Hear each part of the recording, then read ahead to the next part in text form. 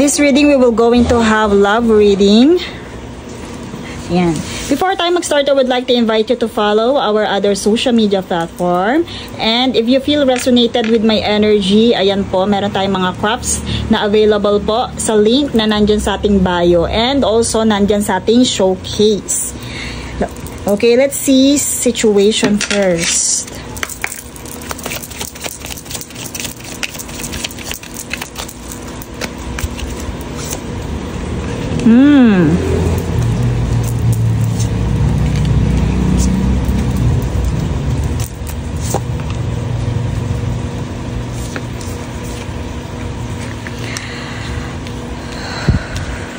Okay. Kasi dito meron tayong synchronicities, sign and synchronicities projected, and eto, punish and payback revenge. So malinaw na malinaw, merong sabihin natin, meron ka mga matutunghayan, the justice is on your side. Meron ka mga matutunghayan ng mga bagay-bagay na kumbaga ay consequences ng mga nangyari sa nakaraan. It's either it is your reward. Basta ito ay favorable. Nakikita kong favorable sa'yo. I also hear that na merong payback na darating sa buhay mo. It's either sabihin natin, iyan ay kung merong mang nanakit sa'yo before, pwedeng, eto na, makikita mo na yung fruition. And I also hear, kaya ako sinabing favorable sa'yo because of this synchronicities card. Because of this synchronicities card. Ayan. Kumbaga may mga signs and synchronicities na ibibigay sa'yo sa angels and guides. In the near future, days or weeks or months, makikita mo na siya.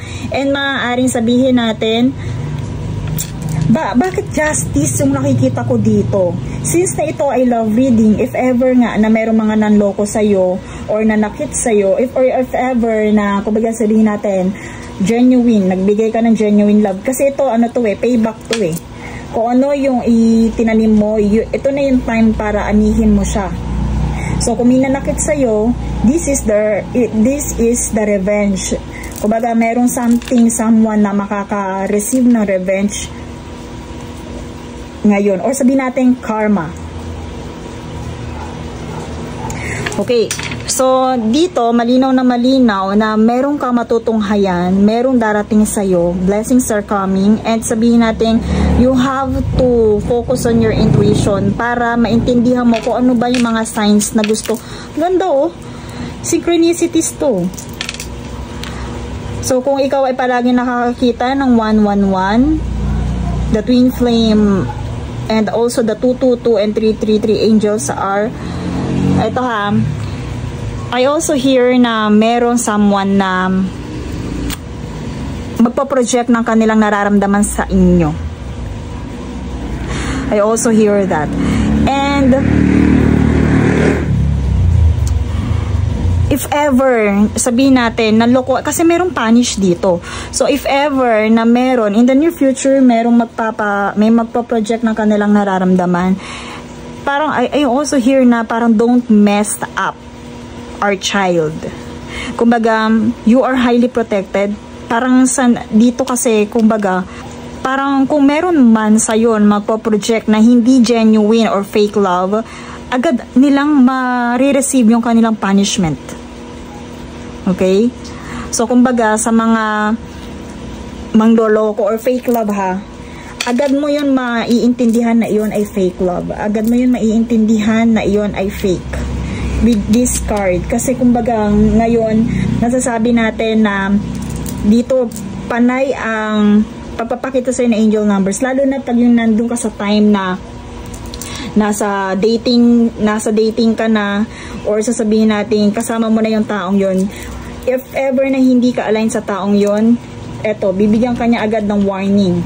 Spirits give you more warning. Okay? So, let's see confirmation for this. Kasi, kumbaga, andito yung revenge If ever na merong mananakit sa'yo, if ever din na matagal single, ikaw ikaw ay pinoprotektahan. And sabihin nga natin dito ha, sa lahat ng mga fake love na parang ipoproject sa'yo, instant karma agad yun. Kasi nandito punish eh. Sa mga nanakit sa'yo, makikita mo unti-unti or makikita mo in the near future yung kanilang punishment. Okay, let's see kung nasaan kang state ng iyong love journey.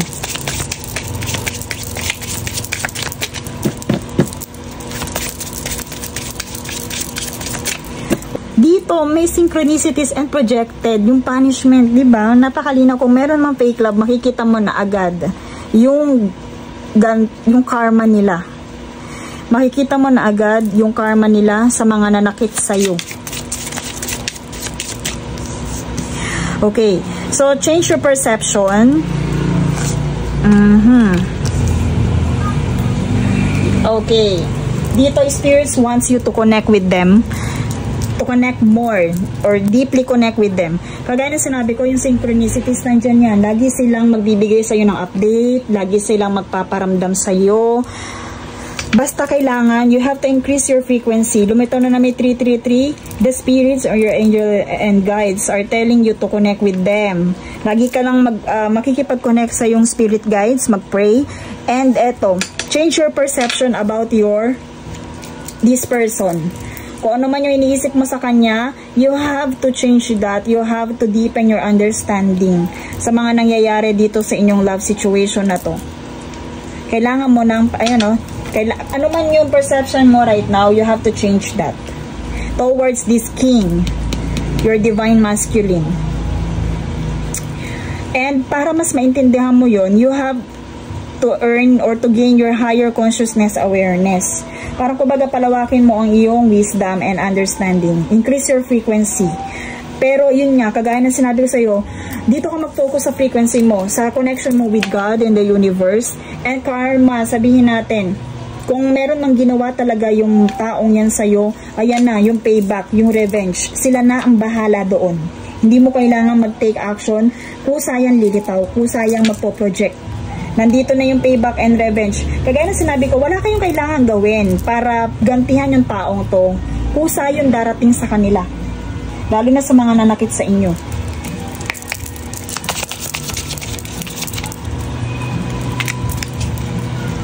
Ayan. Breakup nga, separation. Ito nga ay regarding sa breakup and separation. Partnership, ayan, malinaw na malinaw. Someone likes you. Okay, so dito, focus on your frequency, your higher frequency awareness. And eto, napakaganda ng card natin. I like you. So ngayon, merong nagkakagusto sa'yo. Someone likes you romantically. So, romance is blooming for you. Ayan. Kagaya ng sinabi natin, merong gustong mag-flirt, merong gustong makipag-date sa'yo right now. Basta ikaw, eto ha, ang story ng love situation na to, kung meron man nakapanakit sa'yo, lilitaw magpo-project na yung karma nila. At ikaw, kumbaga, hayaan mo lang yung sarili mo doon sa higher frequency mo. Kasi, kung saan mo ma-attract yung love, andito yung union and completion. And I also hear na hindi ka para dito. Kung itatanong natin, sige nga, tingnan nga natin kung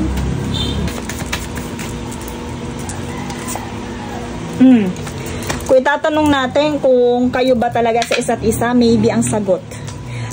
Yung iba kasi lumilitaw kung twin flame nila yung tao or hindi. Pero dito, maaaring hindi pa talaga siya. Pero you are, sabihin natin, meron something, you are destined to have someone for union and completion. And ayun nga, merong nagkakagusto sa inyo na iba. Okay, let's see message from this person naman. Kung ano yung nasa side nila. O ano yung mga bagay na hindi niya nasabi or yung gustong sabihin. You and I were too young. Hindi pa immature ang kanya. We need to let each other go. Sabi ko nga sa'yo, di ba? You came closer than anyone. I love you unconditionally. Okay. So, ito, message from your person. meron talagang gusto magparamdam sa iyo ng pagmamahal. Pero dito, sabihin natin, sige, isa na nga yung ex mo dito, pero dito, we need to let each other go. Kumbaga, ready din yung taong to mag-let go na sa inyong relationship. Aminado siya sa kanyang mga ginawa. Ready na rin siya mag-let go. Their higher self wants you to do the same. You are wrong.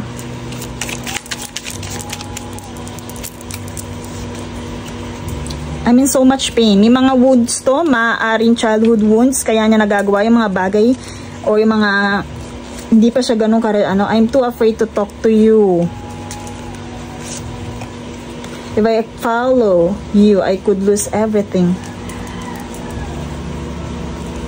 Medyo may pagka-coward energy itong person na to. And sabihin natin, yeah, masyado pang wounded to. Maaaring inner child niya, kaya niya nagagawa yung mga bagay-bagay at hindi niya magawang magkaroon ng mag-commit sa responsibility na meron sa inyong dalawa. May mga wounds talaga siya. Kailangan niyang ma-heal yun. And hindi ka responsible sa mga bagay na yun. You have to you have to stop this pattern eh.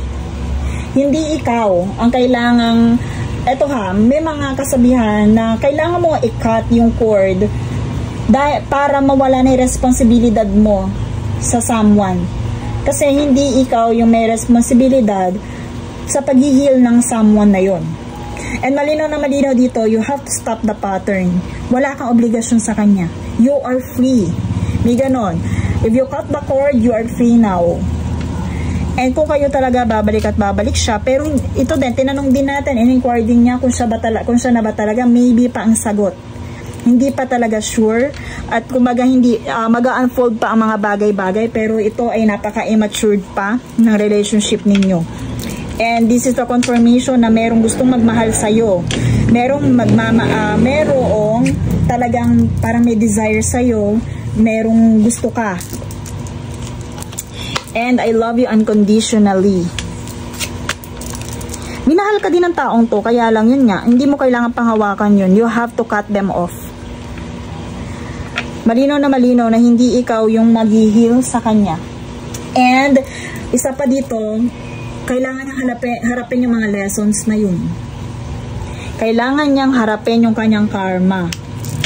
Minsan nakakalungkot, kagaya nga ng sinabi natin, kaya hindi tayo ang kailangan mag-decide doon kung tayo yung gagante, hindi. Hayaan natin yung destiny. And eto na nga, darating na nga yun, magpo-project na nga yun, pero ikaw, ang kailangan mo ihanda doon is yung mag-focus ka dito sa yung higher frequency para hindi ka masyado maapektuhan sa mga nangyayari. Ilayo mo yung energy mo, i-cut mo yung energy mo sa taong to, i-enjoy mo ang mga bagay-bagay. You deserve so much love, lalo na merong nagkakagusto sa'yo, merong may gusto sa'yong mag-express ng love.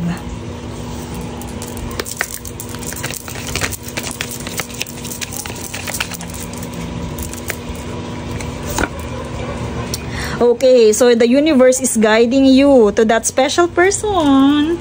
Sabi meron nga talagang gustong pumasok na. Merong gustong bagong tao na gusto ka. The universe is guiding you to that special person. Allow everything to take its natural course. Let this, yung punishment para dun sa yung ex, hayaan mong mangyari, or wag mo na, kahit hindi mo siya intayin, darating yun. Pero ang kailangan dito, mag-focus ka dun sa bagong tao, sa special na tao, na kumbaga si universe talaga ang may basbas. Ayan.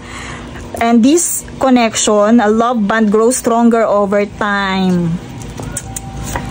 Okay? So, recognition. The divine will help you to recognize signs. Ito na naman. May signs na naman dito. So, kailangan talaga makipag-interact ka and palalimin mo yung deep connection mo with universe, kasi sila ang magbibigay ng sign and synchronicities kung nasa tamang tao ka na. Okay? Kung nasa tamang tao ka na. Kasi meron silang ibibigay na tao sa'yo. Ayun. The divine will help you to recognize this person. Worth waiting for, my loves. Hindi ito, parang wala tong kinalaman dito sa ex mo eh. The divine timing is working in your love life. And ayan, may chemistry. Meron nga, may bagong tao na paparating sa'yo. You have to let your ex, let them go. I-let go muna yung mga nanloko sa'yo. Kasi kailangan pa nila ng maraming healing. Hindi ikaw ang may responsibilidad sa kanila. Okay, let's pull one more card for this.